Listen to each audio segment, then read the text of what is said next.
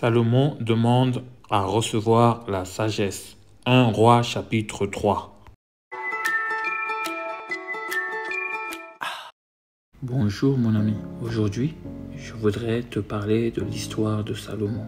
Une histoire qui nous rappelle l'importance inestimable de la sagesse de Dieu. Toi aussi, aujourd'hui, tu as besoin de la sagesse de Dieu. Alors que la rentrée scolaire commence, tu as besoin de la sagesse pour éduquer tes enfants. Tu as besoin de la sagesse de Dieu.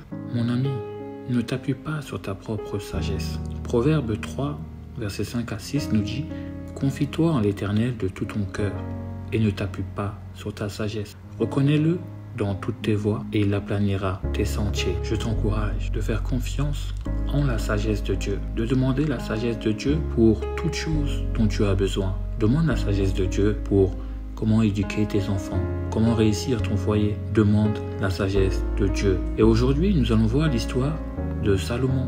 Lorsque Dieu lui offrit de choisir ce qu'il désirait, Salomon ne demanda ni richesse, ni pouvoir, ni vengeance contre ses ennemis. Il demanda la sagesse pour bien gouverner son peuple. Ce choix très humble et désintéressé a beaucoup plu à Dieu, qui non seulement exauça sa demande, mais lui donna aussi ce qu'il n'avait pas demandé, richesse, honneur et une renommée incomparable.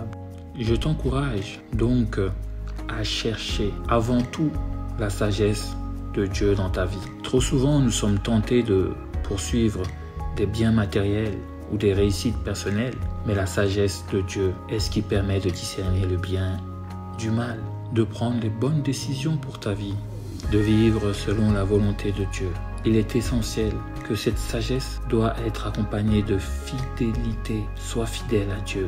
Mon ami, aujourd'hui, toi aussi, tu peux recevoir cette sagesse. Je prie que la sagesse de Dieu vienne sur ta vie. Salomon a offert 1000 holocaustes en sacrifice, ce qui a beaucoup plu à Dieu. Il a beaucoup plu à Dieu de sacrifier son Fils unique afin de te sauver. Reconnais Jésus-Christ comme ton Sauveur et ton Seigneur. Et il plaira à Dieu de t'offrir tout ce que tu désires, car notre Seigneur est le oui et le Amen. Demande-lui aujourd'hui la sagesse divine. Je prie pour toi, mon ami, que le Seigneur vienne te visiter et qu'il te donne une sagesse spéciale, une sagesse supérieure, une sagesse divine, pour que toi aussi, tu réussisses cette rentrée scolaire. Cherche à t'approcher de Dieu, cherche à t'approcher de notre Seigneur Jésus-Christ et demande-lui la sagesse de Dieu et demeure béni.